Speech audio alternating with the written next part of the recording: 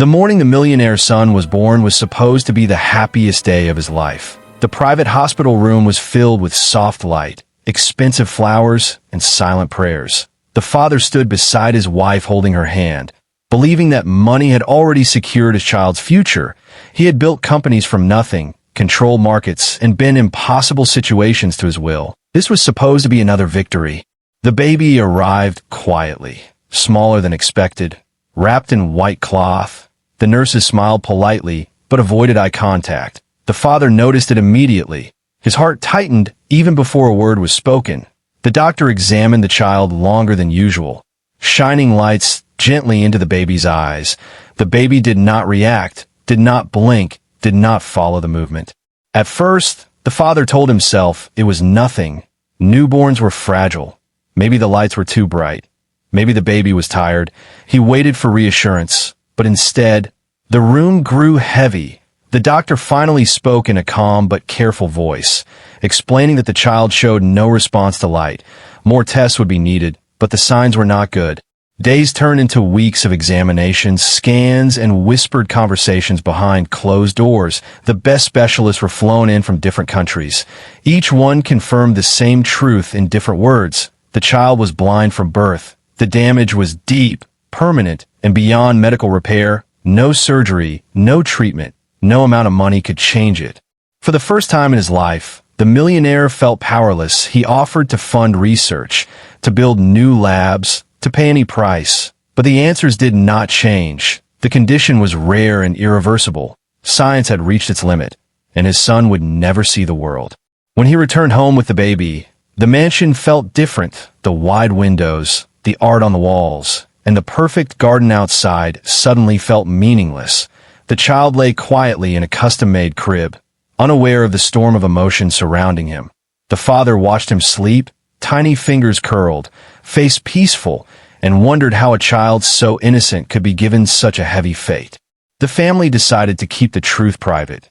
The media was told the child was healthy, guests were limited, and silence became a shield. The father did not want pity, and he did not want the world to see his weakness inside. However, the pain grew heavier every day. As the boy grew, it became clear that his life would be different. He did not chase light or smile at colors. He reacted to voices and touch instead. He learned the sound of his mother's footsteps, the rhythm of his father's voice, and the feel of the world through his hands. Tutors were hired, therapists were paid, and every possible support was provided. Yet something was always missing. The father loved his son deeply, but he struggled to connect. Every time he looked at the boy, he was reminded of his own failure. He had conquered everything except this. He blamed himself in quiet moments, wondering if something he had done in life had caused this punishment. Nights were sleepless, filled with thoughts he never shared. The boy sensed more than anyone realized. Even without sight, he felt the pauses in conversation, the sadness hidden behind smiles, and the way people treated him carefully, as if he might break. He often asked questions about the world, what the sky felt like, what faces looked like, what colors meant. His questions cut deeper than any diagnosis. The mansion became a place of comfort and sorrow at the same time. Filled with luxury, but lacking joy, birthdays were celebrated quietly, achievements were praised gently, and hope was spoken of carefully, as if saying too much might make the pain worse. The father promised himself that his son would never feel less than anyone else. He would be educated, respected, and protected, yet deep inside, he feared the future. He feared a world that could be cruel, impatient, and unkind to someone who could not see it. This was the unchangeable reality they lived with, a truth that could not be bought away, hidden behind wealth, or ignored by strength.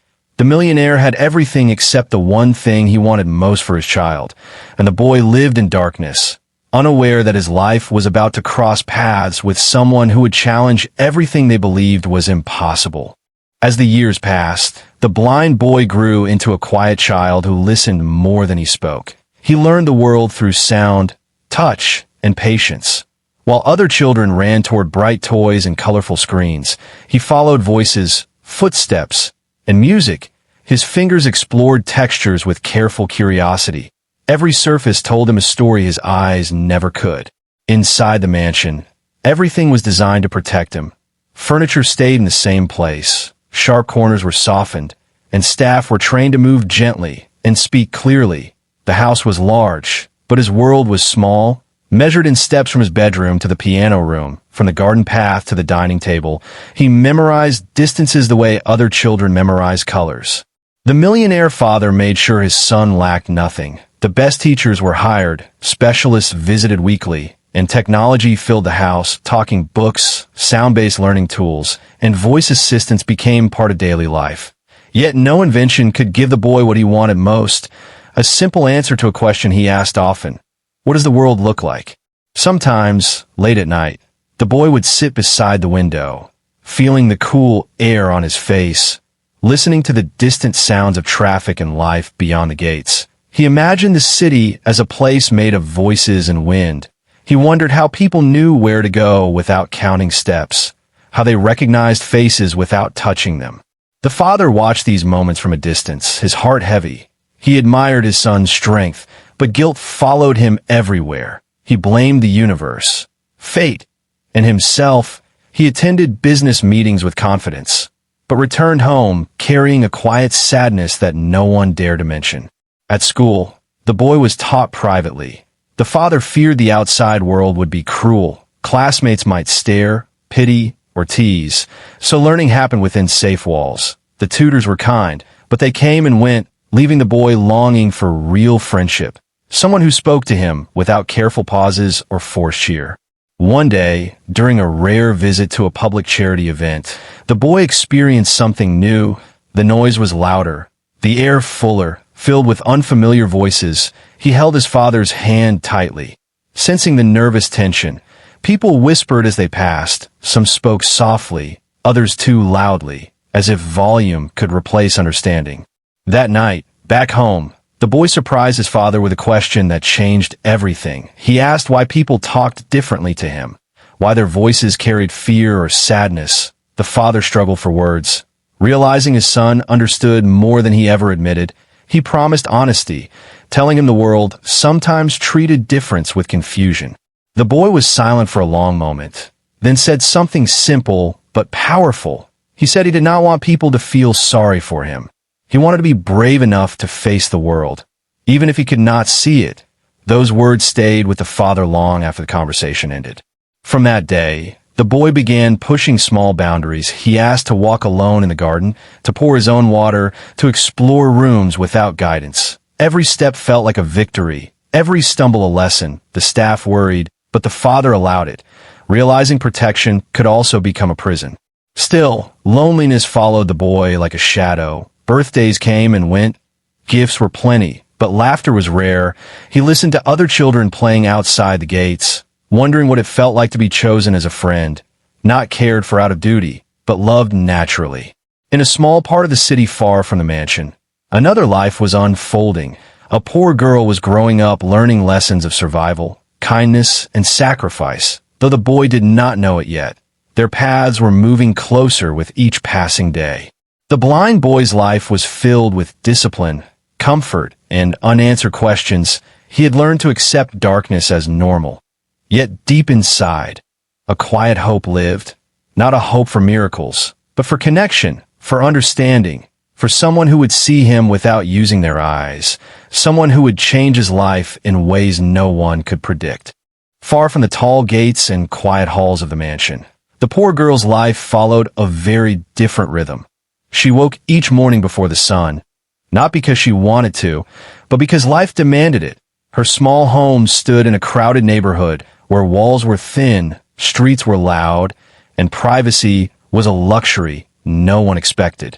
She lived with her grandmother, an old woman whose body was weak, but whose spirit was strong.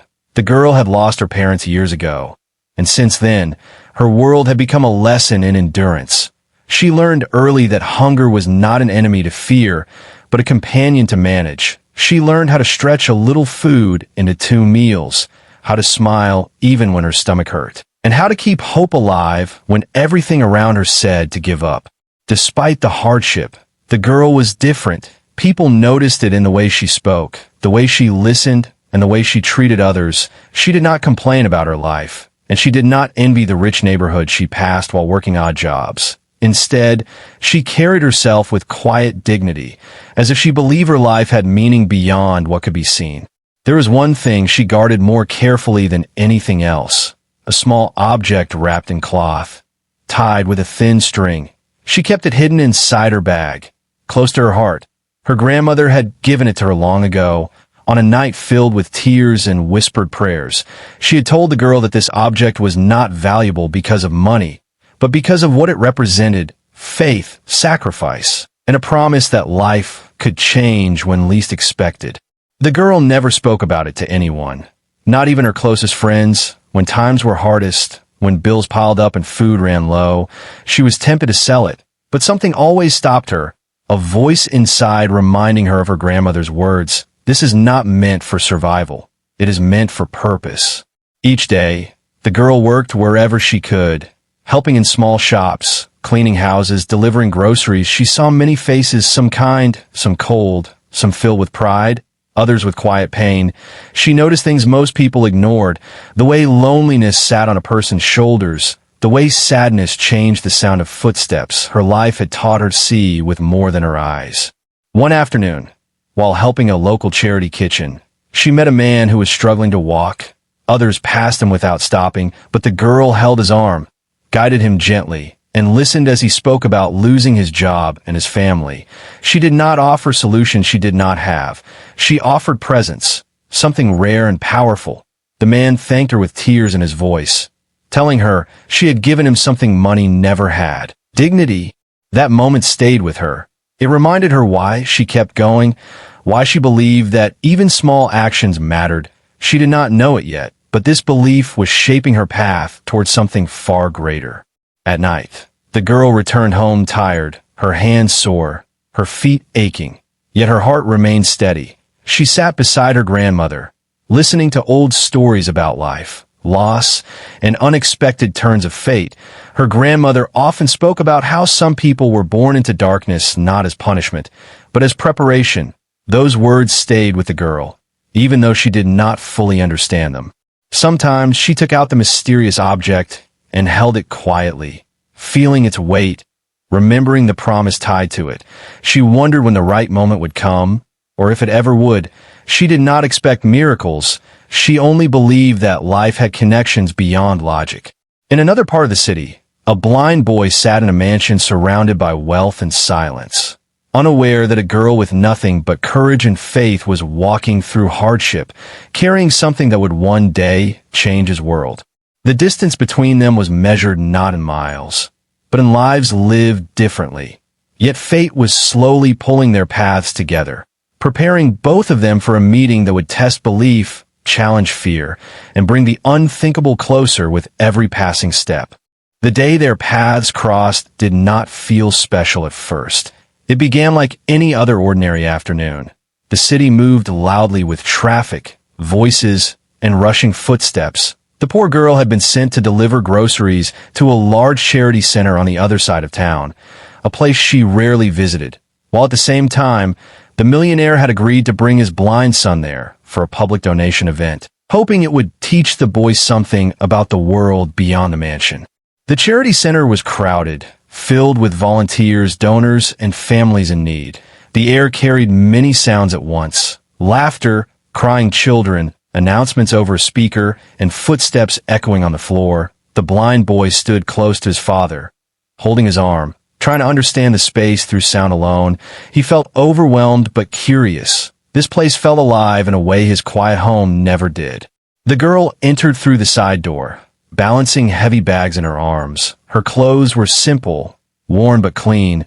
Her eyes scanned the room carefully. She was used to places like this, places where people came with problems and left with hope. She moved quickly, focused on her task, unaware that one small moment would change everything. As she walked past the main hall, someone suddenly bumped into her. The bag slipped from her hands. Food spilled across the floor. Voices reacted at once, some annoyed, some apologetic. In the confusion, she lost her balance. And just before she fell, a small hand reached out and touched her arm.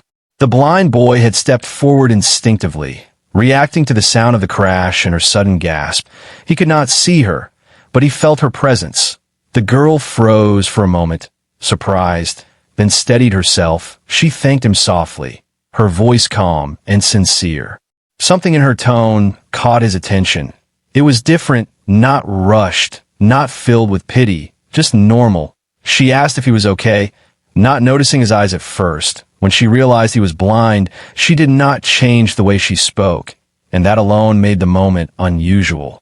Most people either spoke too carefully or too loudly when they realized he could not see.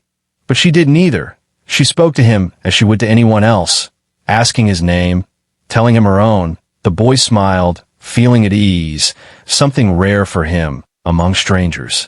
The father watched closely from a short distance, his instinct alert. He noticed how relaxed his son seemed, how naturally the girl interacted with him.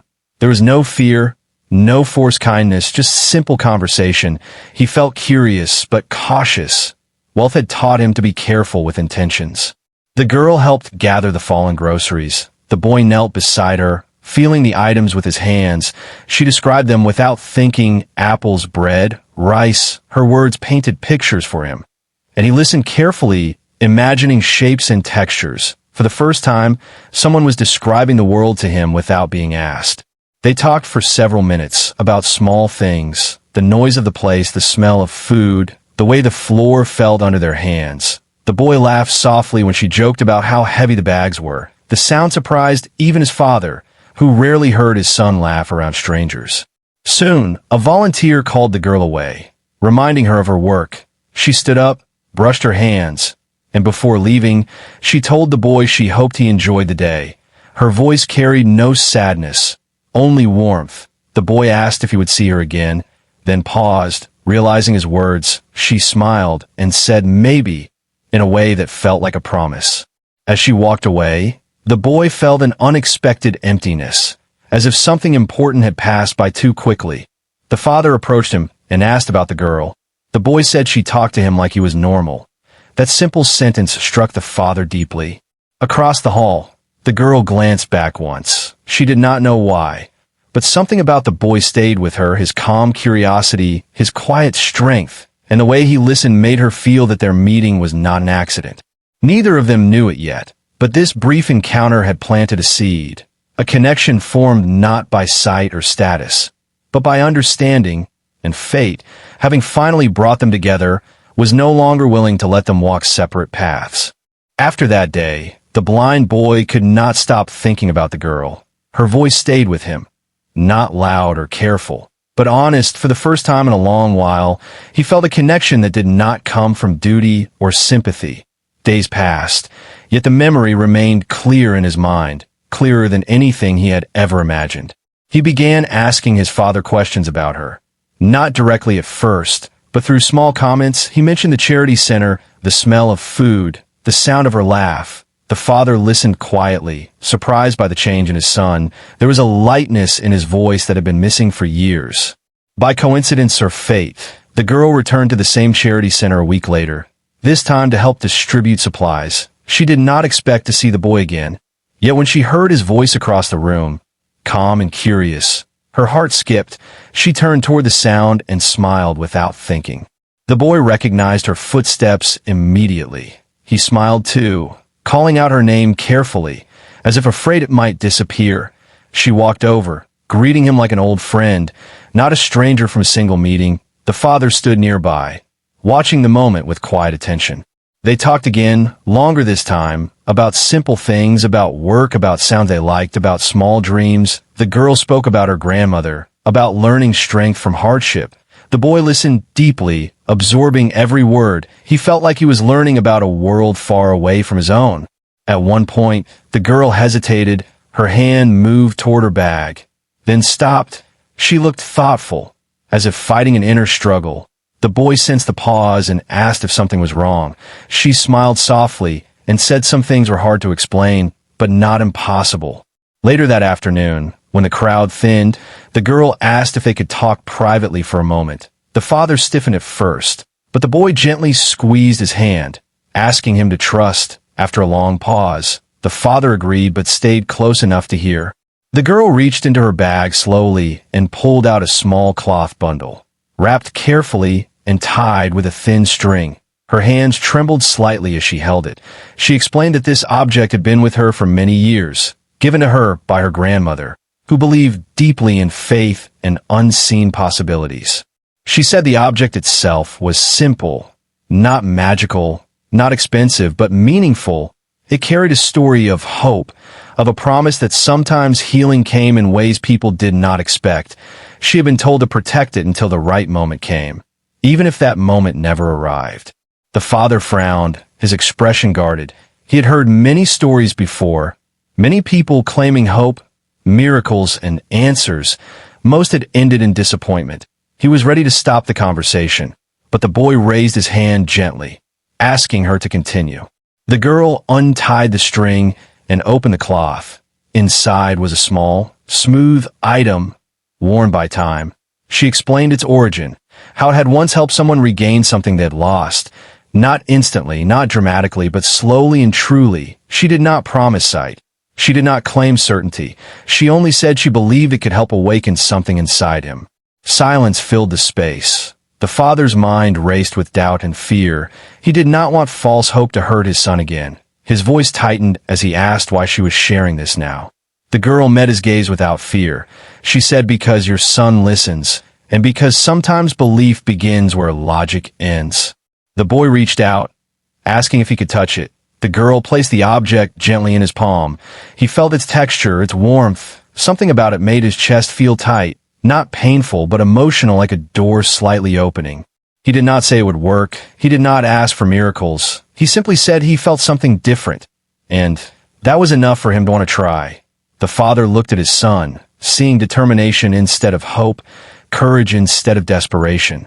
The girl wrapped the object again carefully, promising she would never force anything, only offer what she believed in. The father said nothing, but that night, alone in his office, he could not stop thinking about her words. For the first time in years, doubt and possibility stood side by side. And somewhere deep in the boy's heart, a quiet belief began to grow.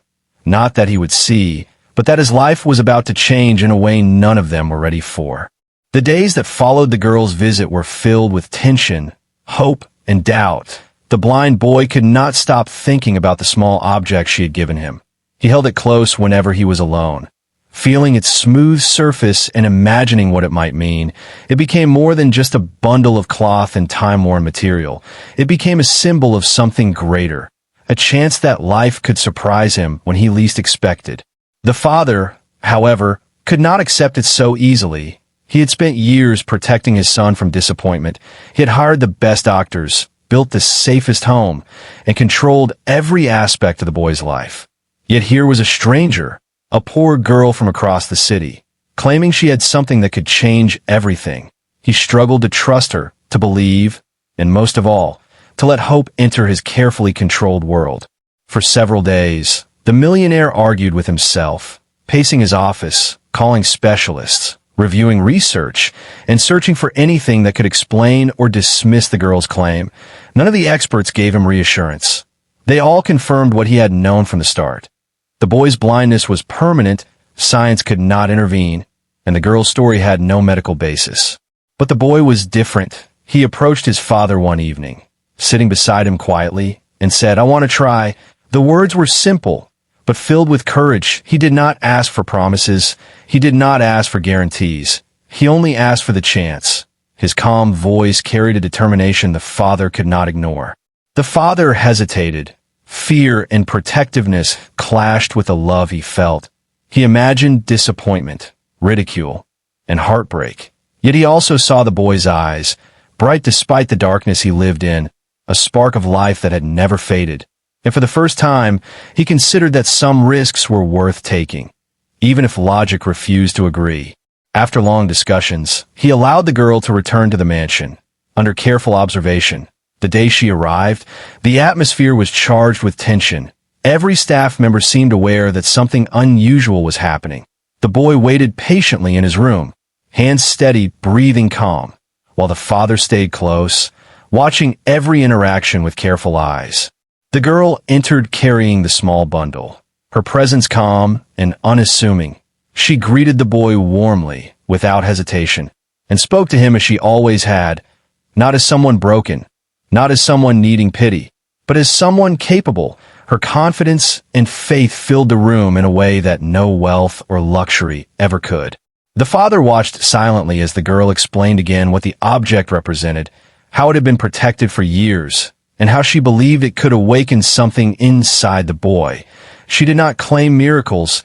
She did not promise instant change. She only asked for patience, belief, and willingness. The boy nodded, understanding fully. He reached out and accepted the object again, feeling its texture, weight, and warmth. And for the first time, the father saw not hope, but courage in his son, a quiet defiance against the limits life had imposed. The boy's hands trembled slightly, not with fear, but with anticipation. The girl guided him through a series of gentle exercises, simple actions designed to engage senses and awareness. The father watched, skeptical, but unable to turn away. The boy followed her instructions, listening carefully, feeling every texture, noting every sound, his concentration absolute. Hours passed. The mansion was unusually quiet. The servants whispered. The father remained in the room. And still, nothing dramatic happened. Yet something subtle began to shift. The boy's movements became more confident, his senses sharper. He reacted to light, touch, and sound in ways that were almost imperceptible, but undeniable. By evening, the girl finally wrapped the object carefully and told the boy to rest. She reminded him that transformation was not instant, that it could take time, but she smiled as she left, knowing that the first step had already been taken. The father remained silent, torn between doubt and amazement, realizing that perhaps the unthinkable had already begun. And in the boy's heart, a quiet sense of change settled, not just in his body, but in his spirit.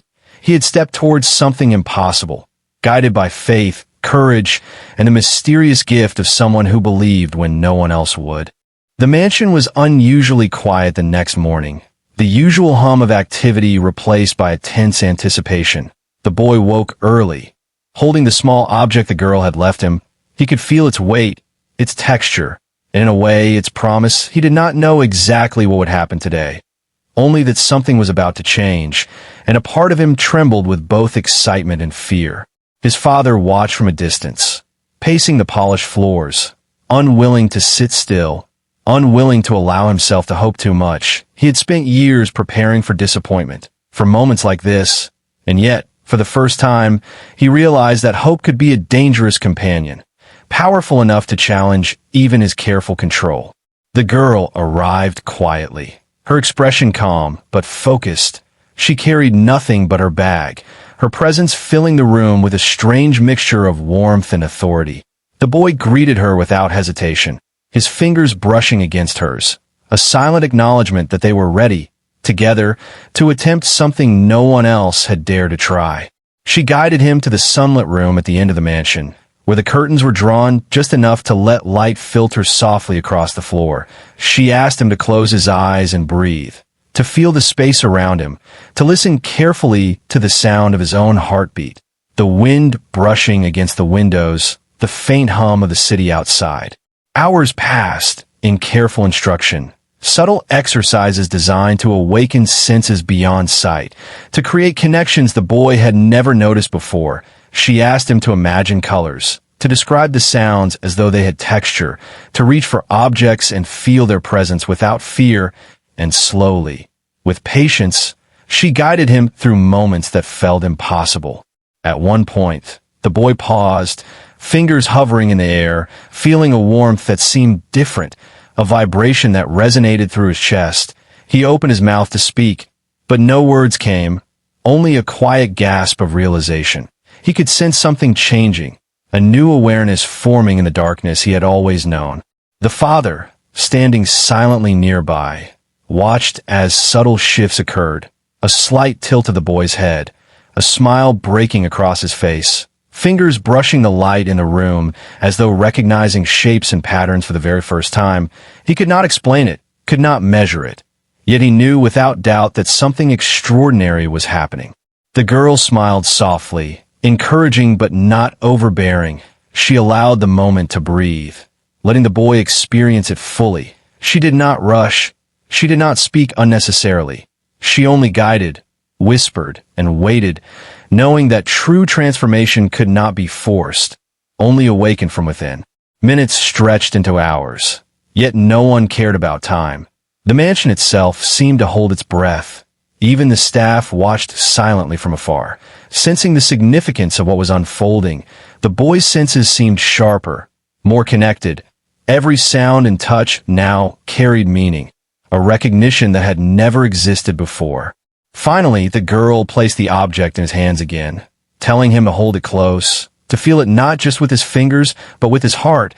She reminded him that miracles were rarely instant, that life often worked in quiet, unnoticeable steps, but that each step mattered, that today had proven what faith, courage, and connection could accomplish.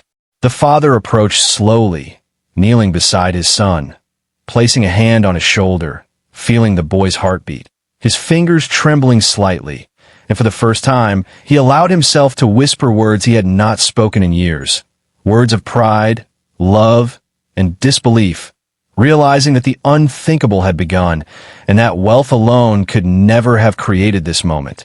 And in that quiet room, filled with filtered sunlight, gentle sounds, and the faint energy of hope made real, the blind boy experienced the first true awakening of his life, a subtle, powerful, and unexplainable moment that would change everything, not only for him, but for everyone who believed miracles were impossible.